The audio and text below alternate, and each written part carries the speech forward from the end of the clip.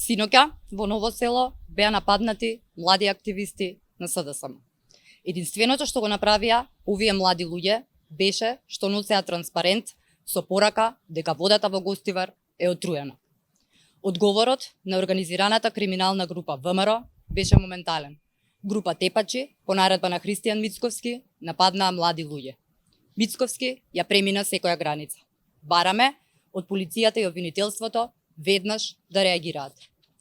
Обвинителството веднаш да ги пронајде насилниците што по налог на Мицковски ги нападнаа младите во Ново село. Вчера обвинителството со мозгавична брзина го пронајде оној што го навредил Мицковски. Денеска очекуваме со истата брзина. Насилниците што синоќа ги нападнаа младите активисти во Ново село мора веднаш да бидат идентификувани и приведени. Веќе е познато дека во нападот учествувал и возач на градоначалник на Струмица од ВМРО, Наско Димитриев. Значи лесно ќе ги пронајдат. Панче Тошковски, наместо да се занимава со хиперхлорирање, анализи на водата и пуштање на водата да истекува од цевките, нека си ја работи својата работа и уште денеска нека ги пронајде насилниците и нивните налагодавачи.